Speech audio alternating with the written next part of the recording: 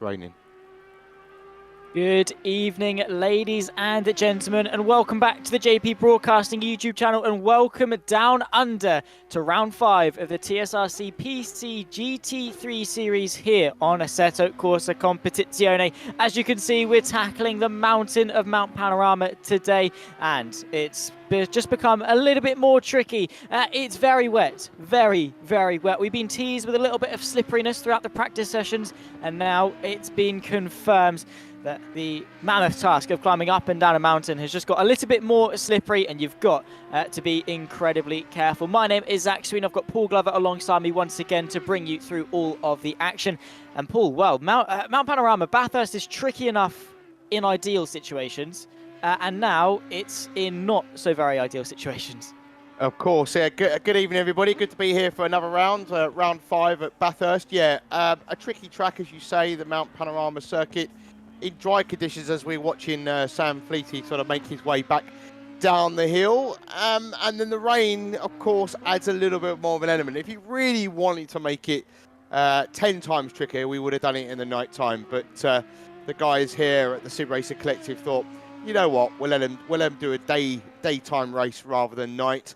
And let's see if these guys can keep it on the black stuff. We don't know how the weather's going to handle during the race either, do we, at the moment? We didn't think qualifying was going to be wet, looking at the weather, but it just loves throwing you surprises.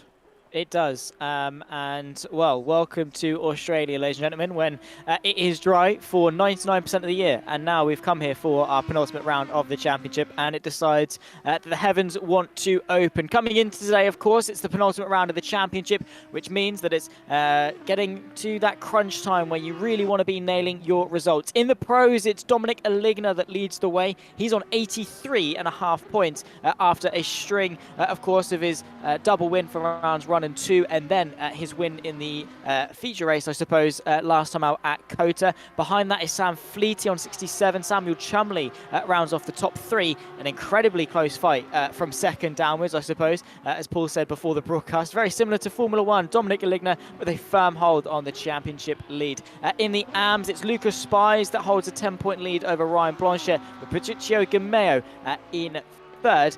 Again, incredibly close points in the AMS as well. Coming in today, though, of course, Paul, it's tricky, it's slippery, and I suppose for those in the championship fight, it's going to be a big air of caution, just making sure they can keep it on the black stuff and, well, keep themselves out of trouble.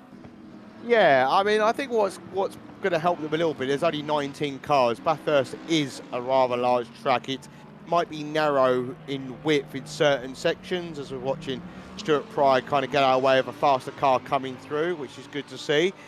So there is going to be plenty of room, so we shouldn't see them all bunching up and not be able to find the space to put the required lap times in. And as more cars run around the track, the tyres will obviously clear the water from the surface and try and create a bit of a dry line. Now we can see in approximately 10 minutes, which we've got 11 minutes of the qualifying session to go, the rain is going to ease off ever so slightly and then potentially ease off again in about 30 minutes. But we'll see what the weather's going to do for the start of the race very shortly. But yeah, let's see if these drivers can keep it on the black stuff and put in some good, decent times. Dominic Aligna, though, with a penalty this time around, Zach, and not able to get out for qualifying.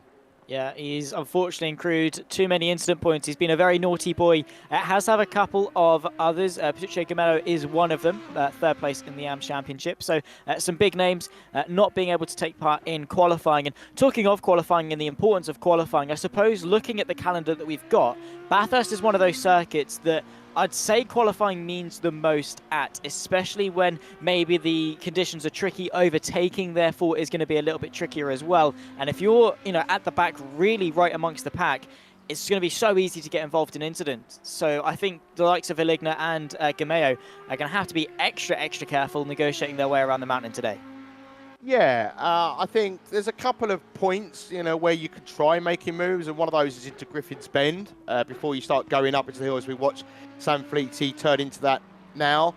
And then you've also got into the Chase. I mean, they tend to be the two biggest points, but it's each car, as we know, has its own characteristics. The Audi and the Ferraris and everything else will be stronger at certain parts. I was watching the Porsche go round earlier on, and it just looks twitchy with by Troyer.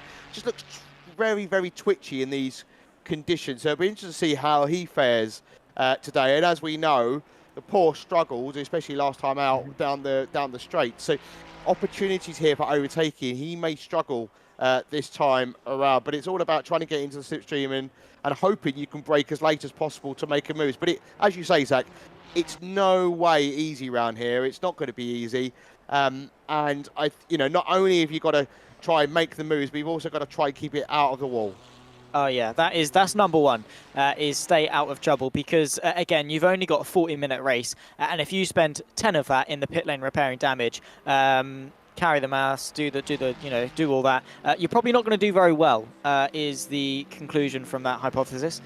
So it is going to to be better to stay out. Wow, you're good. You're good. I see why they brought you in, Zach. You are amazing. Yeah. This is.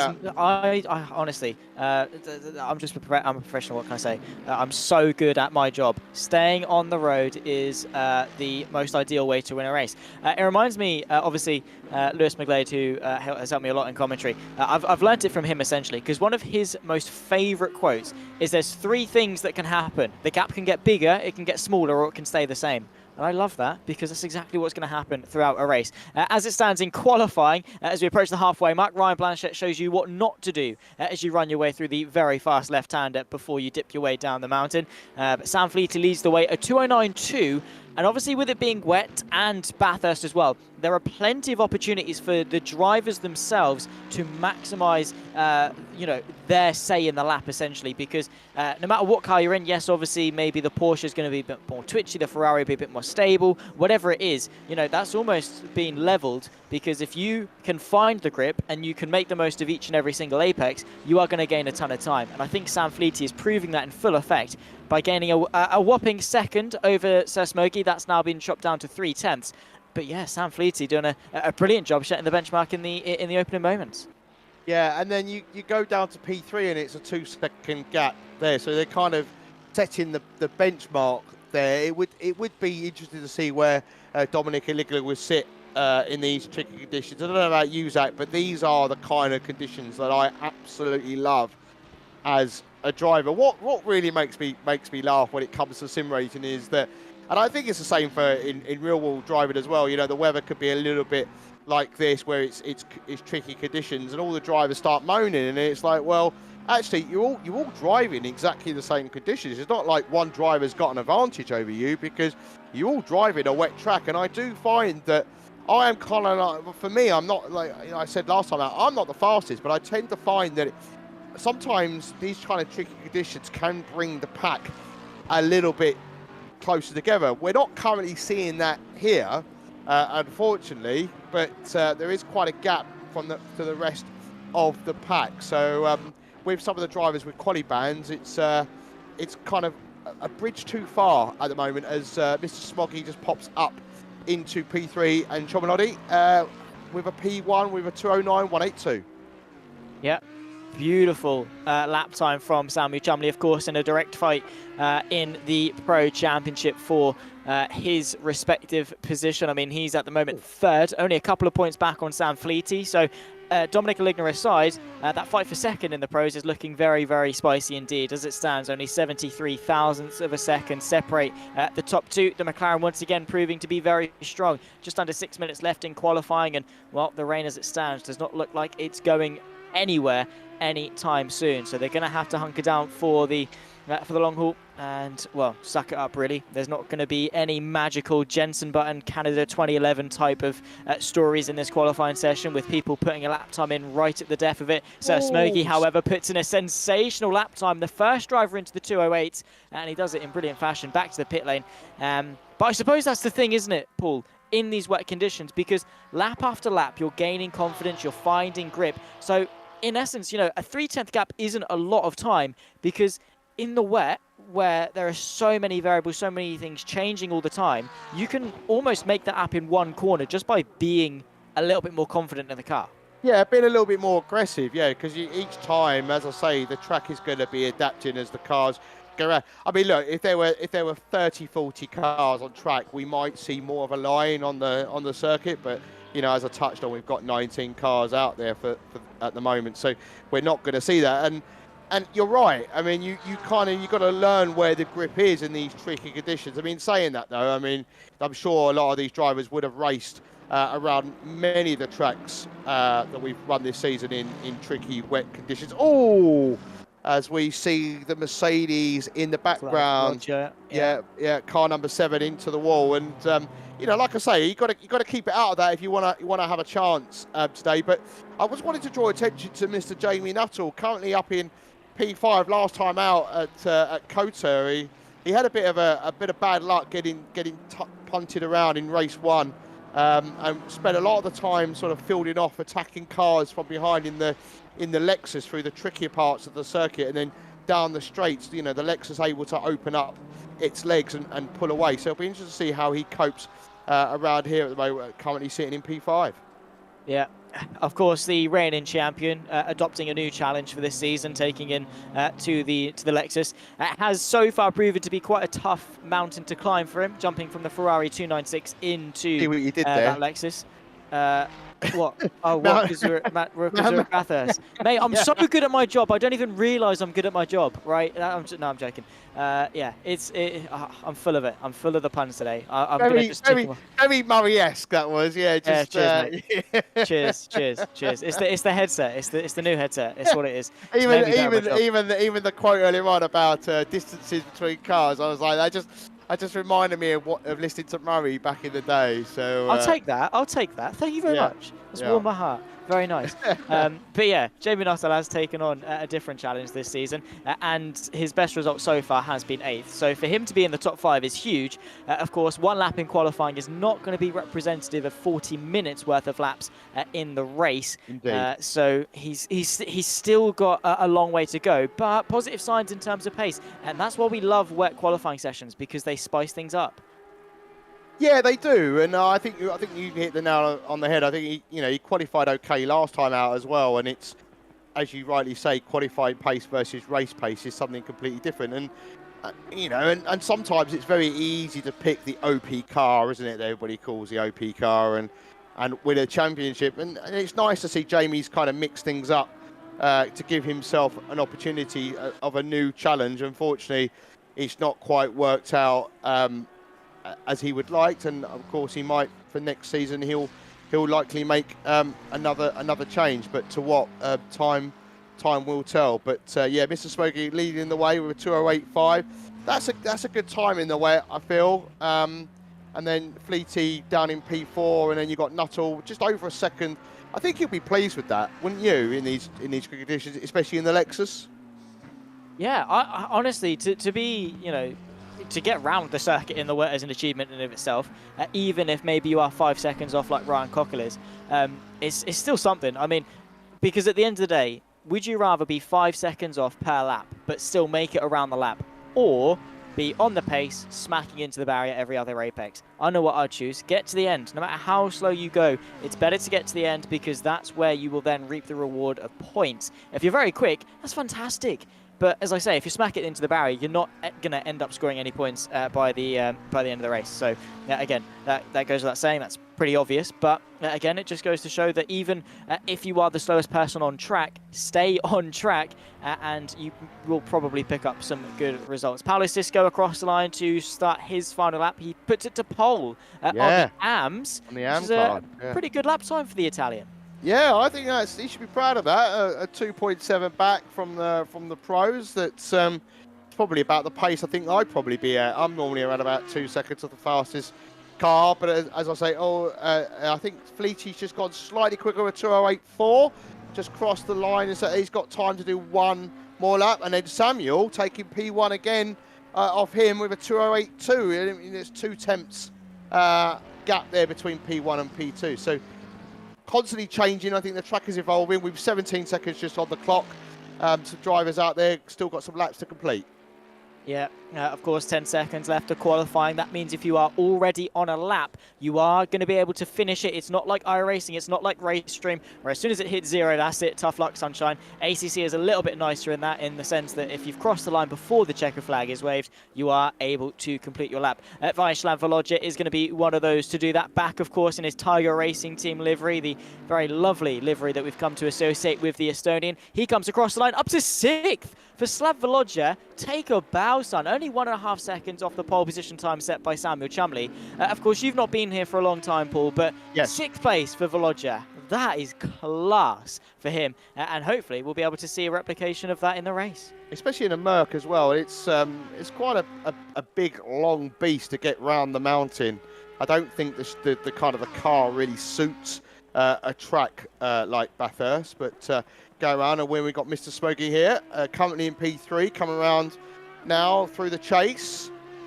One more corner to go into the braking zone. Does he get it stopped? Nicely does. You can see the Audi kind of sort of transitioning forward there. Gets on the throttle, rides the curb a little bit. Is he found any more time? Nope, stays P3.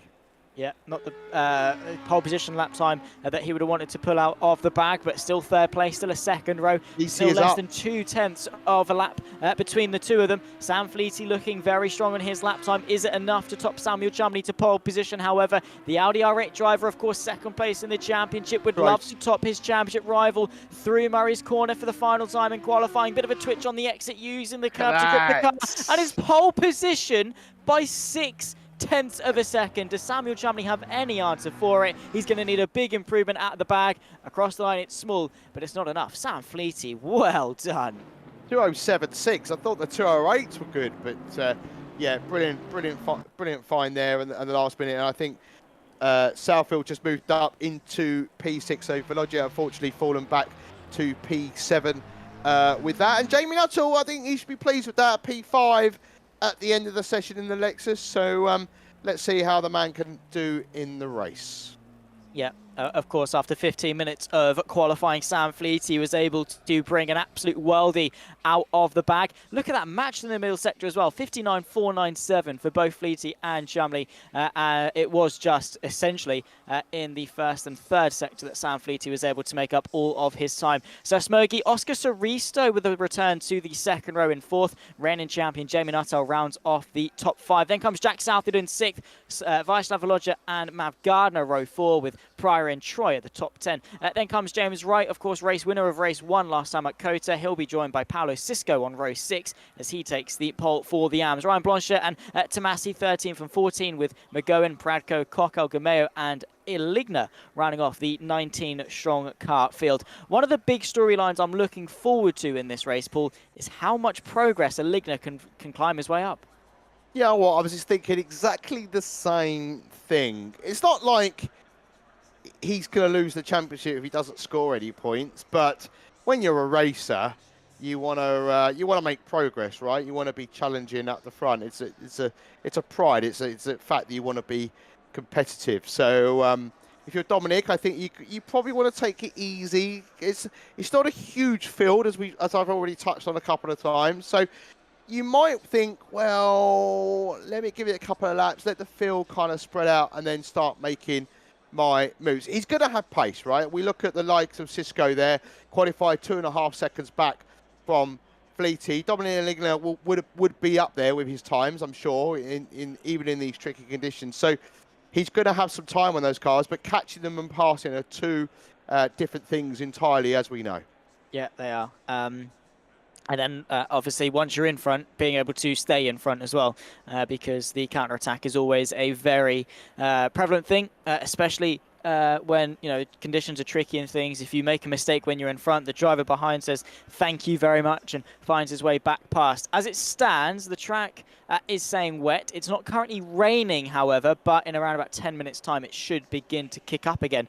Of course, as they drive round, the track will dry ever so slightly before it then gets wet, which means I'm going to guess that the majority of the field, despite the fact it's not raining, are going to be starting on that wet compound of tyre, and hope that the standing water on the circuit is sufficient enough to not completely rip them to shreds. I had an interesting race regarding that on the GT Omega Challenger Cup on ACC, where at Silverstone it wasn't quite wet yet, but it was forecasted to 5 minutes into the race, and obviously a lot of them chanced it on the wet straight away, and thankfully they were able to keep the wets cool enough that they weren't completely killed by the time the rain came. So when it's changeable conditions like this, it's always a bit of a curveball that's thrown. Yeah, definitely. But I think with, again, the size of the field is going to pay dividends here, because there's not going to be as many cars clearing the surface water, because that's what these wet tyres do, right? That's why they've got the big knobbles on them, the big grooves, is to kind of push the water to the side to clear the water off the racing line. So here, with only 19 cars, you haven't got a pack of 40. As you say, it's 10 minutes. The track temperature is also going to help a little bit as well. We're being 16 degrees. We're not talking in the 20s, in the 30s. So that's going to play a part as well. So I think it's a safe bet to say that wet tyres are going to be okay. They might still get a little bit on the warm side, so we may see the odd car moving off the racing line and onto the wet side of the track. But we've got 10 minutes to find out if that's going to happen or not. And then the rain will continue 30 minutes later as well, with it being a 40-minute race. I think they're unlikely to see any dry tyres today. Yeah, very much so. And you can even see, yes, it's not raining. The track has gone down to damp, which for obviously those unfamiliar with ACC, a little bit of rain will make the track greasy, a little bit more will make it damp, a little bit more than that will make it wet, and then of course you get to flooded, I believe, beyond that. That's the extreme. That's the sort of conditions you'd get maybe if we went to Suzuka or something like that. So those are the sort of the stages in terms of track conditions that we do get. At the moment, it's the second closest to being dry, but that does not mean it is anywhere close to slick conditions. You can still see the spray being kicked off the cars, which is a good indicator of the fact that yeah, it is still wet. It's still going to be slippery, and yeah, well, of course, with rain on the horizon, more rain on the horizon, it is going to be wise to be starting on that wet compound of tyre. Sam Fleety, however, he's got a very tricky job ahead, because this is an alien in terms of track conditions for them. This is very new, very different from what they've just seen in qualifying. Sam Fleety has to judge all of that all by himself. He's got no references in front of him, all while keeping the rest of the pack behind him. Yeah, that's always going to be the trepidation, is it, when you are the first car to kind of come across the track at full speed. But we've seen Sam race many times, as I'm sure you have during this championship, so he'll know what he's doing. He'll feel confident in himself, and I think it'll help the fact you haven't got Dominic Anigna sort of breathing down his neck. He's right at the back of the pack. Talking of which, I've noticed that Carl 777 is in the pits. Is that a penalty that they're starting from the pits, or is that because they just haven't clicked drive, or they've made a bit of an error? Good question. So there are two sort of things. Actually, no, there's three. There's obviously has got a penalty, didn't click drive, probably ran to the toilet and forgot. Or the third one is yeah, we've all been there. Is he's committed to one tyre and then realised it's the wrong choice and had to go back to the pit lane to change. Maybe. Potentially. Yeah. Maybe he went onto the slicks and realised the wets were the right call. Anything like that. And unfortunately, Preco is going to be starting from the pit lane. So he'll be able to leave his pit box when everyone's gone past him, which does put him on the back foot, but I suppose it's better than taking an extra pit stop. Yeah, and also, let's be honest, anything can happen on the first lap, as we've seen many, many times again on races that I'm sure you've commentated and I've commentated. And, you're coming up on any kind of carnage. It's actually quite handy to start from the pits, because you can tend to avoid it. But, yeah, as the cars start to line up side by side, over to you, Zach, for the start. Yep, here we go. Of course, Sam Fleety, Samuel Chumley are second and third, separated by just 2 points in the Pro Championship. He'll be leading us underway from a pole position. Dominic Anigna, championship leader in the Pros, down at 18th place. That'll be an interesting story as it develops. We're here for round number 5, penultimate round of the TSRC PC GT3 Series, season number 5 on Assetto Corsa Competizione. We're here down under. Bathurst, Australia has posed some interesting conditions, some change conditions, and all of our questions will be answered in 40 minutes time. Sam Fleety sets the pace. We eagerly await his arrival to the accelerator pedal. He's put his foot down, and we are go in Australia. Good running back towards number 1. Sam Fleety is able to hold the whole position. Side by side, leading in the background, Samuel Chumley and Sir Smokey. Everyone settles into single file. A little bit of carnage in the background already. I think someone getting struck at the back. I think. Yeah, got contact with the other front. It was Cockle.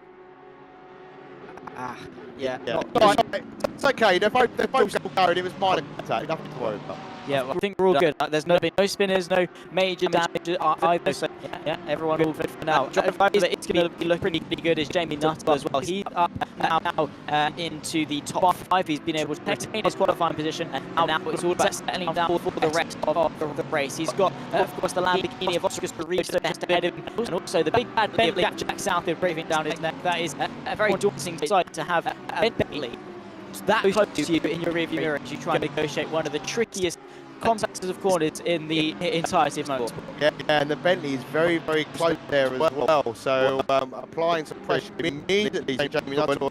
The thing is as well, like, it's amazing how some of these drivers get up to speed, because it takes them 5 minutes, a couple of laps to really get going. And so yeah, they're already pushing, and we'll get a bit more temperature into those tyres, and we've already a couple of minutes off the clock.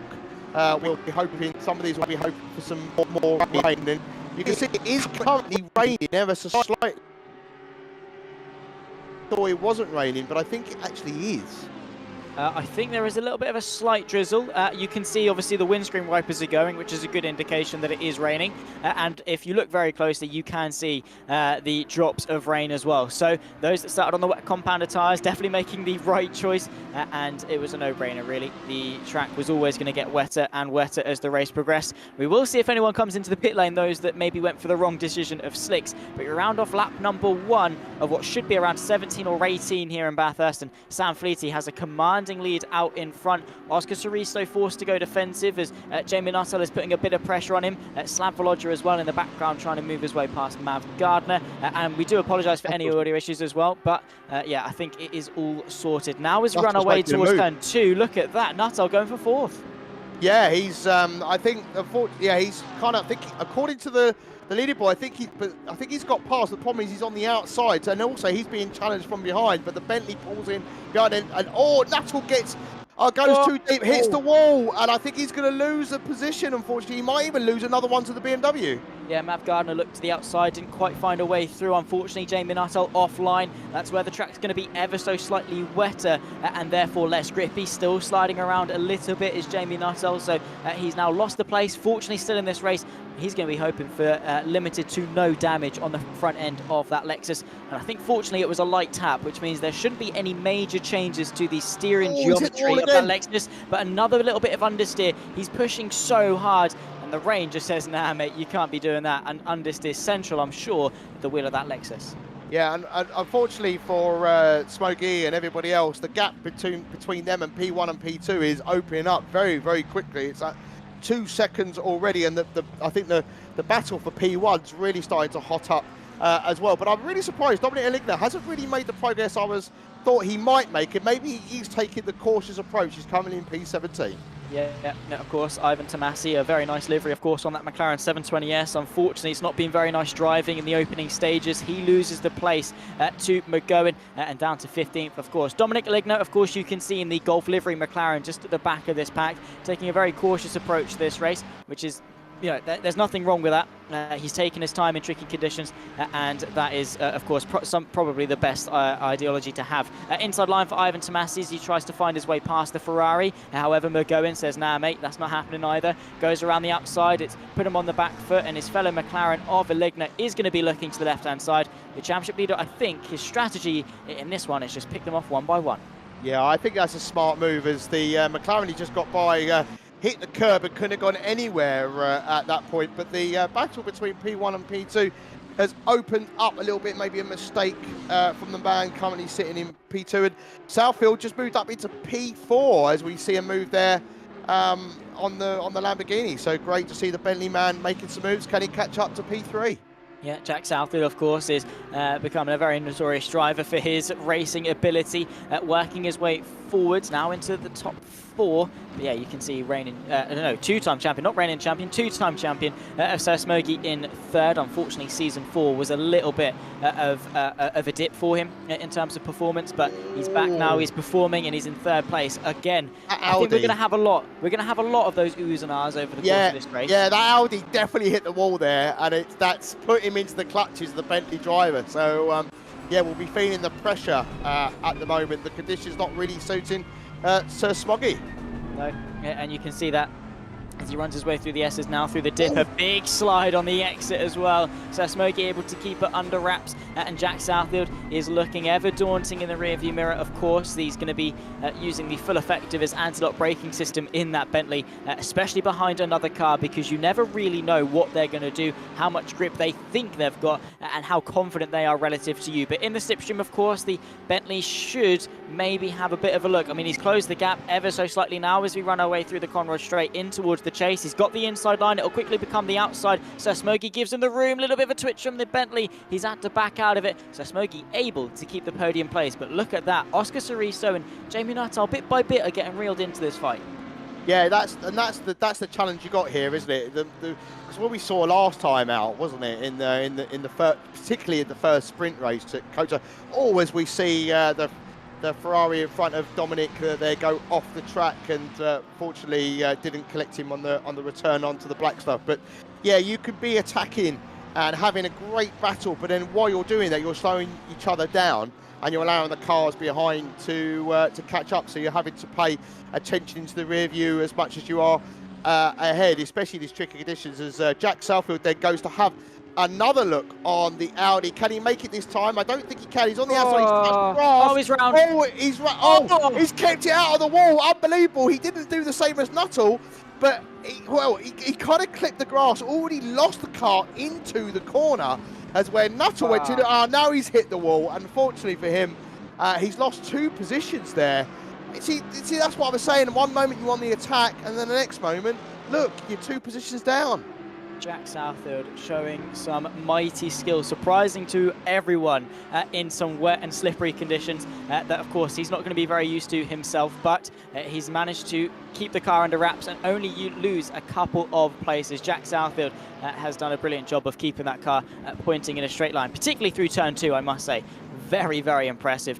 It was almost like watching James Dean on Formula Drift, really. The way that he nearly tapped the wall, taking it through a nice clipping zone, I suppose. Unfortunately, he's not going to be scoring any style points.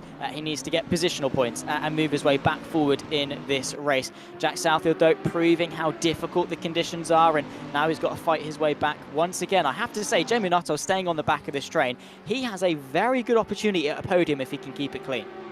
Yeah, I think that's the important bit, right? Is keeping it clean. But when you've got pressure like this at the moment, that's going to be a bit of a challenge. And there's a car round. It's Ryan Cockle.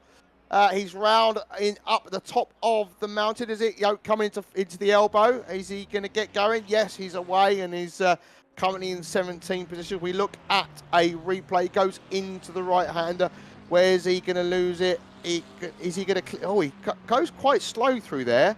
Down into the elbow now. Is this where he's good? He clips wall, I think. Yeah. He get not just one hit, but that's 3, unfortunately for him. And that can happen here, right? You hit one wall and then you bounce straight into the other. Yeah, you play a bit of a pinball with that one.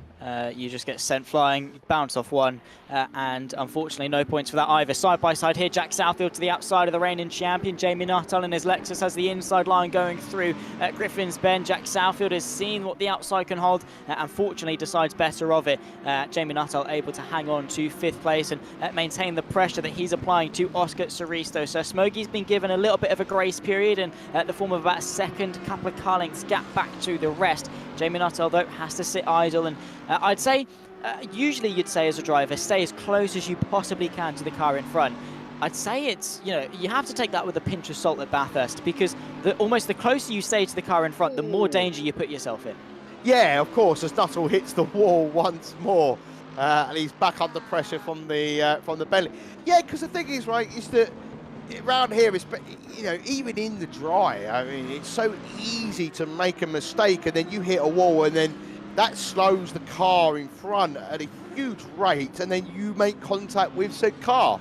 But then it wouldn't be racing if you were to sit back, would you? It's not really in a racer's mentality, as we're already, halfway through the race, aren't we? We've, we've got 30 minutes of a 40-minute race. Ignore what I'm saying. I've just absolutely talked absolute rubbish there.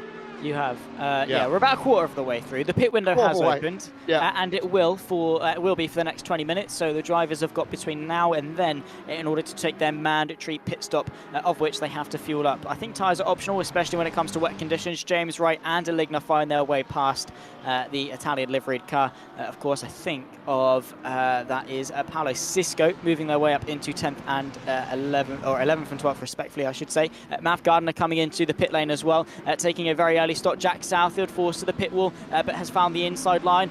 There goes Jamie Nuttall the long way round through over the grass. Oh my word, he's managed to hold it. That's not going to be doing his momentum any favours, though. Jack Southfield finds his way back into the top 5. And look at that in the background, the Hunter of Slav Volodya in the Tiger livery. He's chasing this pack down, and wow, again, another driver that if things go well for him, could be looking for a good result. Yeah, he was quicker than the guys up ahead last time round. So, like I say, I mean, these guys are battling very, very heavily, and he's not got to do that in a moment, so he's able to put in quicker lap times. Why I still feel like the guys ahead have got quicker outright pace. As they're batting though, that's going to slow them down. So as Southfield again gets a little bit of a wriggle on there and manages to collect that Bentley very nicely indeed. And you can just see how hard these guys are pushing. I think Jamie Nuttall once more has just scraped the wall again, and we're seeing a lot of that from the Lexus driver. And again, I'm very surprised how aggressively some of these drivers are riding the curbs, because in the wet they can be a little bit tricky. Yeah, of course they're painted on, which don't have as much frictional grip as the tarmac, obviously, and that's why you almost see it. I mean, I remember thinking back to Suzuka one year in F1, where it was a little bit wet. So on the formation lap, Lewis Hamilton drove on the curbs deliberately to get water off them, because of just how slippery they can get. It's the same with that AstroTurf material you usually have just after them. As soon as that gets wet, that is an ice rink essentially. So you've got to be so careful on them. Anything other than the tarmac is a guessing game. Dominic Aligna tries to tick off yet another victim. He goes to the inside. Interestingly enough, the Ferrari of James Wright gives him the space. Side by side, the two race winners at COTA go for 9th place into the chase, and it's well held from the Ferrari. And that's the sketchy thing about racing in wet conditions, is that, you know, you're putting a lot of trust in that other driver not to kill you. Indeed, I think Dominic Aligna's made the right choice here. I think for him, pitting early, allowing the cars ahead to get away as he catches the Lambo in the pit entry there. The Lambo a lot slower on entry than Dominic Aligna. I think getting his pit stops done early, whilst he's got to make the tyres last that little bit longer. It's not too long, it's just over 26 minutes. On the clock left, and it should hopefully allow him to put some laps in without having to worry so much about trying to make the overtake moves. And already being into the top 10 with just over 10 minutes gone, I think is a solid achievement. Oh, 100%. And again, just goes to show that being patient isn't always the worst thing, because you can quickly, little efforts frequently will very quickly add up to be a big effort, and that's exactly what Dominic Aligna has done. He's done little bits, overtake on one lap, close the gap, overtake on the next, and it very quickly has added up to him being in contention for a very good result. Of course, it might still be his drop week, because Dominic Aligna has been so good this season. His worst result is, it was 10th at COTA, but that was a sprint round, and his win the next race made up for it to not be his worst scoring round. His worst scoring round was 4th place a couple of weeks ago for round 3. And that means he's got a lot of wiggle room, because essentially he can, if he wants to, get 4th place if he just, doesn't score very well. He's got a 4th place in his pocket that's at his disposal whenever he really needs it, which is always a good tool to have in your arsenal, and just goes to show, I think, that Dominic Aligna should be fairly untouchable in terms of the championship. Back to this fight though, Jack Southfield continues his pressure on Sir Smokey, and he's worked his way back up really quickly. So Jack Southfield showing that one mistake isn't the be-all and end-all of your race, as long as you can get your composure back quickly. Yeah, I think it might be an opportunity to try and think about an undercut if Smokey doesn't come into the pits next time round. That Southfield might want to think about doing that, because it's clear he's got more confidence in that Bentley than Smokey has in that Audi currently in the wet conditions. As he has a little look into T1, but thinks better of it, and gets the power down and try to tuck in behind the Audis. We see the Lexus of Nuttall in the background getting very loose. Again onto the curbs, and practically, I think, trying to become a lawnmower once again. Yeah, he's doing a lot of cutting of the grass, and I'm sure the track maintenance guy at Bathurst will be very thankful to him. Maybe a little bit rough around the edges, so he might need to go and touch it up a little bit. But yeah, the grass again, one of the last places you want to be when it's wet, because everyone... Oh, big slide actually from Sir Smokey. Again, fair play in order to being able to catch that. Unfortunately for Jack Southfield, I was about to say he's not going to really go for a move in this section, but he's gone for it anyway. Around the outside goes the two-time champion. Jack Southfield keeps his foot in, and they continue to go side by side. Jack Southfield, take a bow, son. What fantastic racing.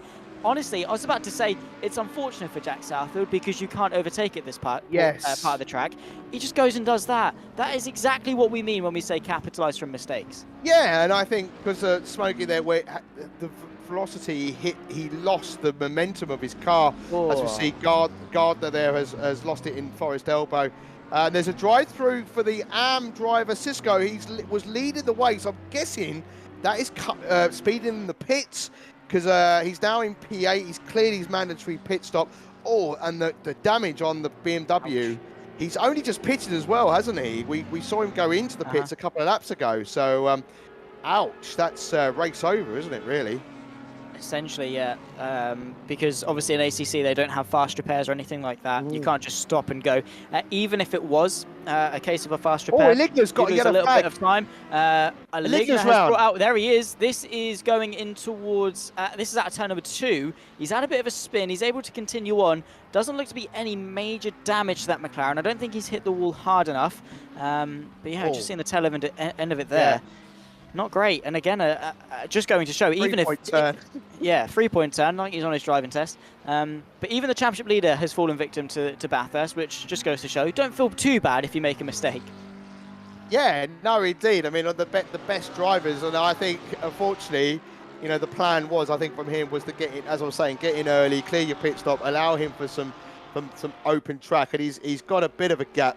But there is a bunch of cars sort of ahead down there, headed back down the mountain, as I can see on the track map that I've got here. So look, I mean, the top 7 cars are still to pit as things stand, and the race leader is going back up into the mountain. So he's a little bit behind. But as we know, the pit stop takes a big chunk of time. So it's head down, try and refocus, and keep it going as we look at Elias Troyer there in the one and only Porker running around here. As I say, I saw him on the practice survey really pushing that Porsche. He's currently in 10th position. He has cleared his mandatory pit stop. He's in a Lamborghini sandwich as things stand. So I think he's doing okay. As I can see, Cisco's into the pits to clear his drive-through. Yeah, he obviously is going to be losing a chunk of time. Of course, the Porsche, very twitchy, front-mounted flat-six engine, which is fantastic. All the weight's on the front, low centre of gravity. Ideally, it's perfect. Oh, big slide there from Saristo. Oh my goodness me, he smacked into the barrier, and the fin, unfortunately, is probably going to have a little bit of damage to his Lamborghini, which is a very big shame for him. But yeah, Elias Troyer, it gives the front of the car so much grip, the rear of it not so much. Anyone that's tried to drive the Porsche knows that as soon as you tap the brakes, the rear end wants to spit you out. So yeah, big mistake as well. That's one of the Ferraris. That's Jim McGowan nearly reversing into the racetrack. Into the car line. Oh, thank goodness he escaped. He escaped. Oh my! If you're that car coming around that corner, you were like, if a little bit of brown stuff potentially in your pan. A little bit. Yeah, I mean, that hit that we saw as well from McGowan, I mean, yeah, just huge hit, and we I mean, that's, again, unfortunately for him. And we can see Gardner, the A05, has now got a stop-go 30, so his race goes from bad to worse, I'm afraid. Yeah, that is not great, and I think that is for speeding in the pit lane. And that is obviously where he's gone in to repair his damage and then been given a stop-go 30, which is nail in the coffin. Race is done, essentially, and that is a shame for Gardner because he was doing quite well inside the top 10 prior to his mistake. We have now ticked into the second half of this race, the second quarter, if you will, and is now, or the third quarter, I should say, it now is technically, as Elias Troyer doing a fantastic job, as we say, in that Porsche, because of how tricky it is in the dry, let alone in the wet. He's really tamed it nicely, and is now on the back of Vyacheslav Volodya for 7th place, the Italian, showing his mettle and doing a brilliant job in that Porsche. And I suppose the fact that it's not so quick in the straights isn't such a bad thing around here. If it's a little bit down on power, it means that he's got a little bit more wiggle room in terms of traction.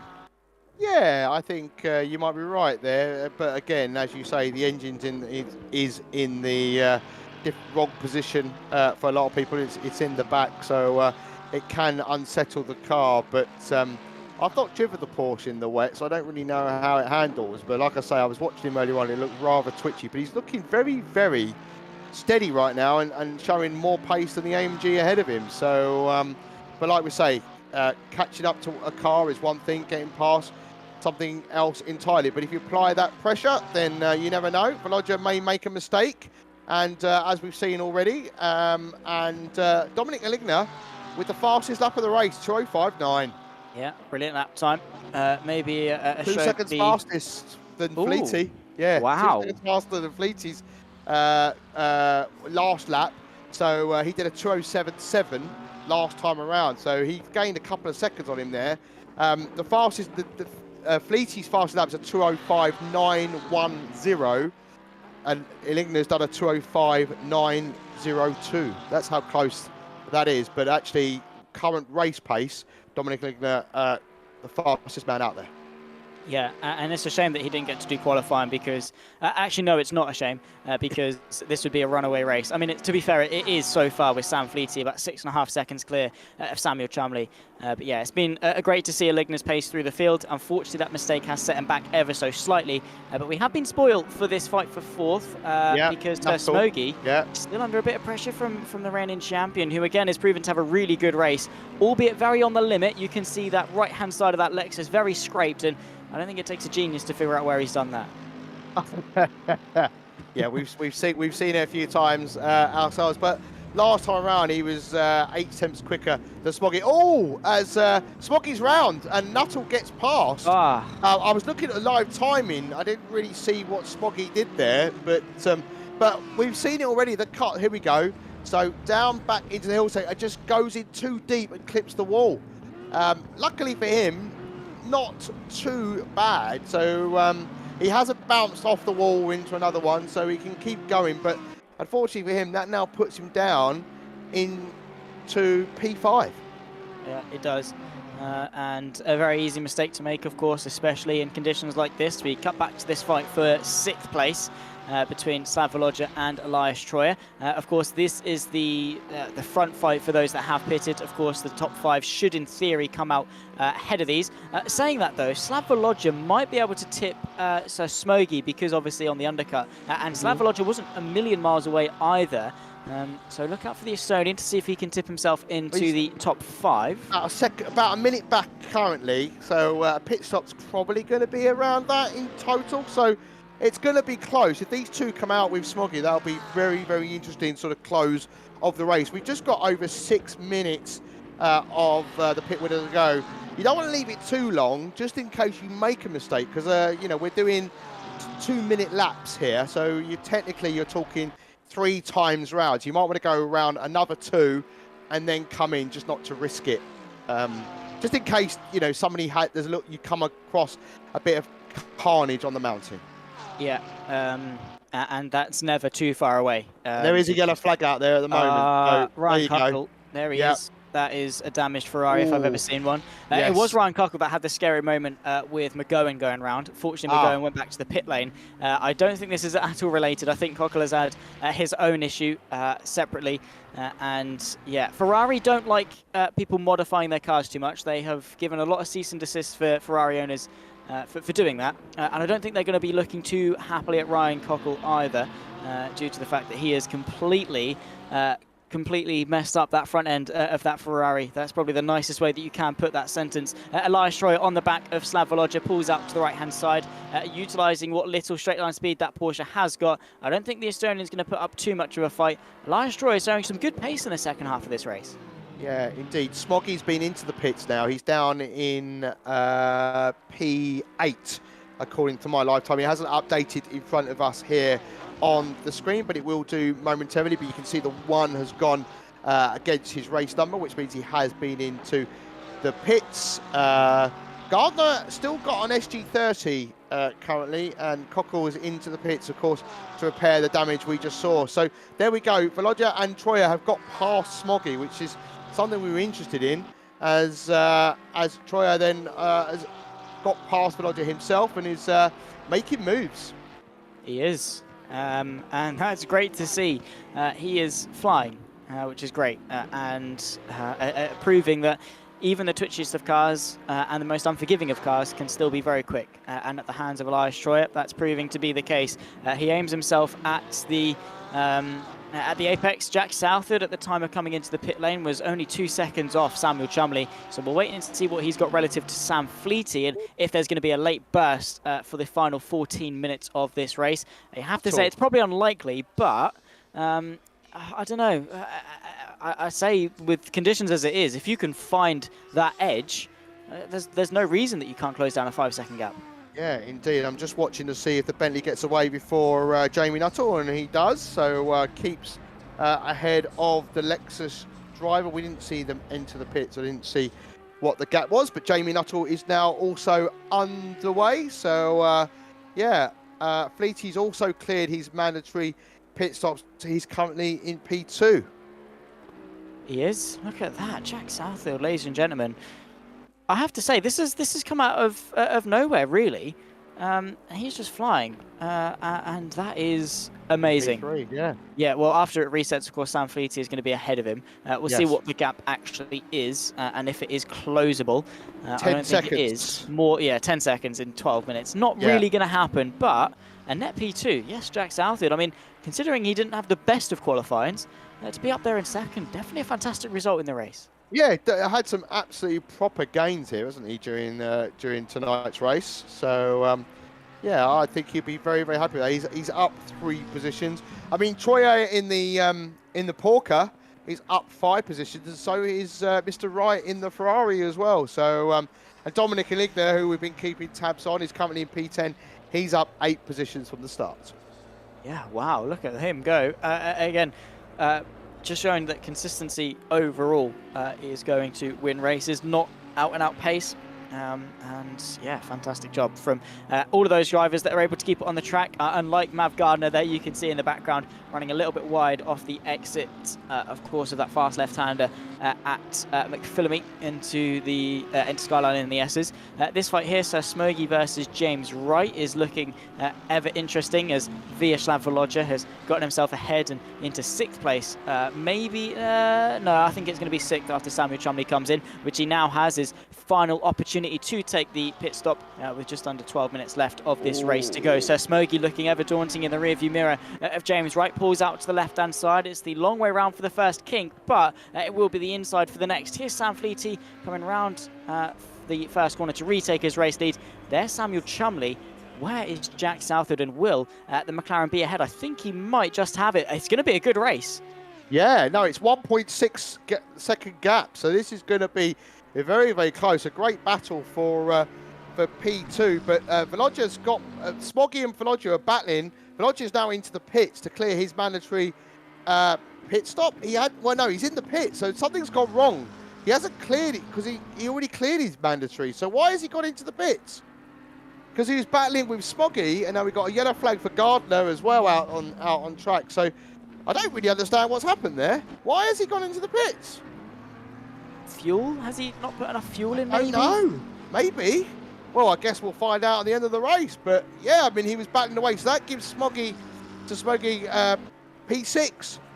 Can he catch Eric Troyer ahead? I don't know. But Southfield already got the gap down to under a second. We've currently got that on your screens. Yeah, well, look at that. It's been a brilliant race between these two. They're both at the limit and both fighting for second place. So Samuel Chumley has kept it really for the entirety of this, of round 5, but he's not quite been able to hold off Jack Southwood in the recent moments, and that pace does look incredibly good. It just goes to show that if you take away the sun, the Gingers can actually perform quite well. So Jack Southwood, when he's not being burnt, he's doing a really good job out on the racetrack, and he's up there in 3rd place. He's now moved himself within maybe a second, definitely within slipstream range, and looking very, very scary, menacing. I'd say. Menacing. Yeah, Samuel Chumley's going to be feeling it. Menacing. Yeah, menacing indeed. It's a big Bentley behind you. Yeah, this is going to be a great. And obviously, I just want to say, to all Gingers out there, we love you all. Do we? No, we don't. I'm joking.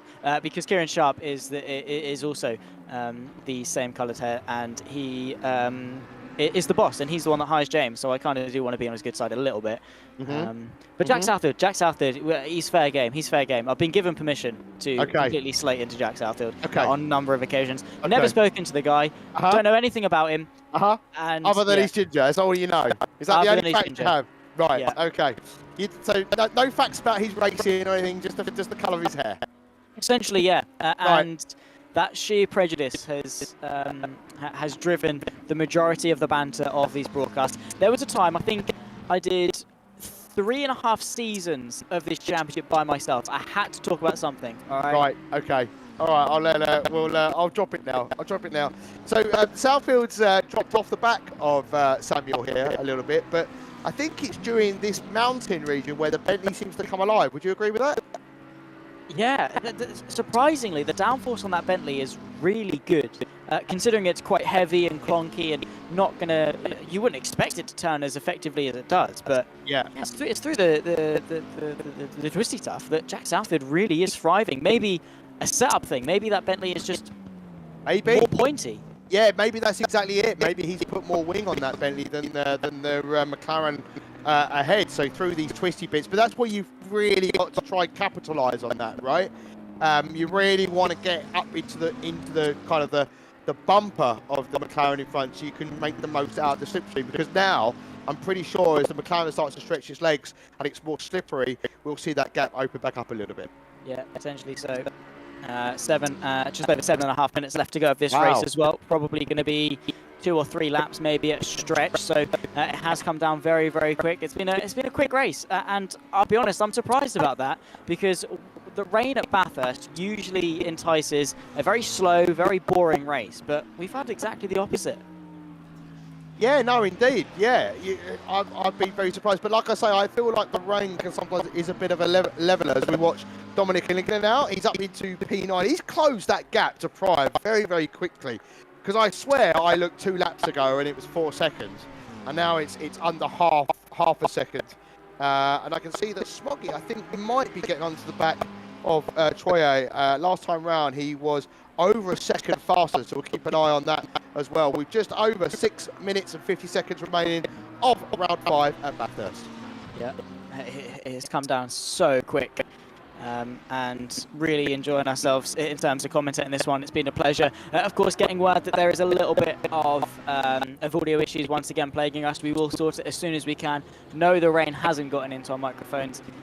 Because we're not in Bathurst, unfortunately. As much as I'd love to go down under and be commentating on a race at Bathurst, not quite there yet. And maybe, you know, who knows in the future. As we saw there, eyeing up a move on Pryor for 8th place. He has pulled himself alongside and will potentially get himself into 8th place. Inside line is going to reign supreme, and he even gets himself back onto the race line for good measure. Have to say, I don't think people have been too interested in putting up much of a fight for the championship leader. No, probably not. They probably want to just try and focus on getting the most amount of points they can get for themselves. You know, I think you do see that in Formula One quite a lot. You know, Max Verstappen's behind me. Oh, yeah, his car's 2.5 seconds quicker than mine. I'm not going to put up much of a fight. My fight's with the other Toro Rosso or with the other McLaren or the Alpine or whatever that's back them with them. So, yeah, it's having that long-term strategy, that long-term view, but yeah, Dominic Lincoln is now 5.5 seconds back from Mr. Wright ahead. So I think this is probably going to be his finishing position with 5.5 minutes of the race. So he's got the 8:05 of Gardner just ahead of him as well. We look back at Jack Southfield. Then he's back onto the back of Samuel. I see again. He's closed that gap down. So is the Bentley now coming on strong with 5 minutes of the race to go? Potentially so. He's had that, you know, that potential of pace, and well, with just a handful of laps left, he's eyeing up a move for second. Jack Southfield has proved himself in terms of brilliant racecraft all throughout the race so far. Has only made really one big mistake. He lost a couple of places, didn't let him phase him whatsoever. He's picked up the pieces, and now he might be picking himself a silver trophy to leave the penultimate round with as well, for good measure. Just taking a look at Jack Southfield's results so far this season, his best is a 4th place. So to get, you know, this result tonight would definitely be one of his best results of the season. Same can be said for Sam Fleety taking the win, and also with Jamie Nuttall up there in 4th place. He's doing a lovely job. Same to Elias Joyce, Smokey fighting over 5th place. The rain really is coming down now, so that outside line through turn 2, probably not the best thing. However, Troy is running too deep. Oh, unbelievable. Applying that pressure from Smoggy, and Eric's thrown it away. He'll be absolutely gutted by that, surely. Oh, I just didn't see that because he had the inside lines. I didn't think he was any threat to him, but he's obviously missed his braking point and got him far too deep. Unbelievable. Unbelievable. So, yeah, as we look at Jack Southfield then, trying to claim a P2. As Zach just said a moment ago, best finish this season is a P4. We'll be looking to make that even better this evening with a P3, or maybe he can make a P2 as they come down to the chase. As I said at the start of the broadcast, one of the overtaking points potential, but you need to trust your fellow racer drivers as you go into the right-hand, the kink there. You have to be given the room, and it is tricky as Southfield rides the curb quite aggressively, and that loses him a bit of time. So sometimes when you get a little bit greedy there, Zach, you can be a little bit counterintuitive. Yeah, it's never fun when that happens, but he's still able to continue on and point the right way, which is, again, a great first step in winning races, or in this case, trying to finish second, of course, for Jack Southfield. That might well be a first, and it will be a first for this season. He's closed onto the back of the McLaren, the 111 machine of Samuel Chumley, and what can come about of the final couple of laps here for the Sim Racing Collective PC GT3 Series. Season number 5, of course, round 5, the penultimate round of the season. And you can see that rain really is coming down. The windscreen wipers working frivolously to clear it off. And again, I suppose when you get into positions like this, Paul, how close to reality do you want to get as a driver? ACC, it's nice. It's got a variety of different views that you can use. How many of these drivers do you think are actually in cockpit mode? Well, this debate comes up a lot in other communities that I'm a part of, and some drivers, myself included, feel like it's cheating if you're using bonnet cam. That's my view. Oh, as Andrew here in the AMG, the 777, who started from the pits at the beginning of the race, has unfortunately had quite a bump there on the front of that Mercedes AMG. So, as he nearly loses it again.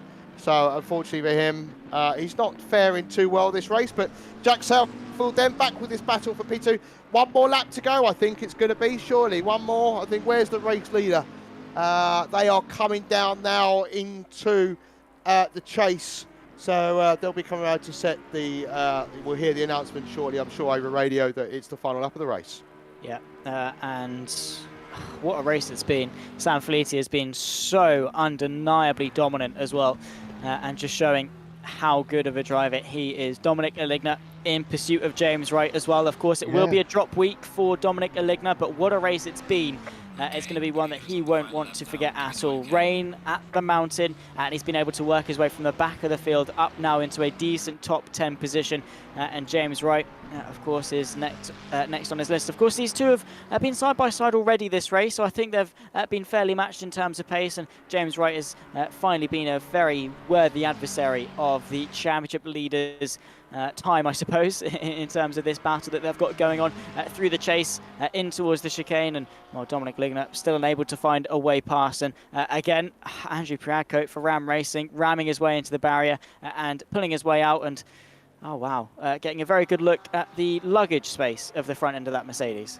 Yeah, and Dominic Ligner, I didn't think he was going to catch up with Mr. Wright here, but he's done that, and he's looking on the inside into the final corner. He's now going to have the inside line for T1. If you're James Wright, I think you're just going to let him go, and it looks like he does. But we are now on the final lap of the race, and the battle for P2 rages on, and it's close as they're heading through the mountain.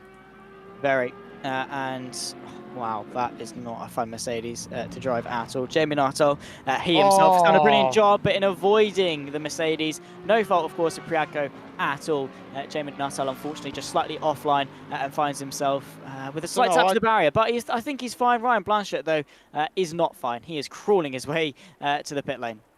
Yeah, I mean, if I was the man there, I'd be putting that into the pits, because you're becoming a bit of a nuisance there, and I'm sure Jamie Nuttall will feel a little bit aggrieved with coming across a slow car there. As we're looking at Southfield, then is he going to make the move down into the chase? He's got the inside line. Is he going to get given the room by Cholmondeley? He is, and they go side by side and into the braking zone. Cholmondeley's got the inside line, so he's going to have the bare line. Is there contact between the two? I think there is, but Southfield, oh, it's unbelievable. I can't believe he's actually made it. That is epic driving as we see Sam Feety cross the line to finish the race. Yeah, Sam Feety victorious for the TSRC PC GT3 Series. Round number 5 goes the way of Fleety. Jack Southfield with a heroic drive to second. Samuel Chumley will round off the podium in third. What a close battle that was. Jack Southfield, celebratory as you can imagine, ringing his way around and nearly smacking into the side of the McLaren, but he's able to keep it under wraps. What a brilliant race that was. So Smoggy will round off in fourth, I believe, will be his best finish of the season. No, actually, no, it won't. It'll be his second best. Second, all the way back at round 1 was his best, but he's got himself into fourth here today. A couple of seconds beyond that, Jamie Nuttall will round off the top 5. What a result it's been for that Lexus, and just showing the insane amount of improvement that he's shown in that new car. Yeah, unbelievable performance there from all of these drivers, including Mr. Nuttall. I think he'll be very happy with that. A much better performance following the last round. Dominic Aligna then coming across the line in P7, qualifying in the final spot. I'm sure he'll be chuffed to pieces with that. James Wright finishing in P8, and then we have Pryor in P9. And then we get to see the first AM driver of Gemino in P10 as we look at the man now in the Italy liveried Ferrari. Yeah. The Nordest Racing team, of course, we had the majority of them make up the majority of the field last season. Unfortunately, they've dwindled themselves down a little bit, but Patricio Gameo, after a qualifying ban similar to Dominic Aligna, finds himself rounding off the top 10.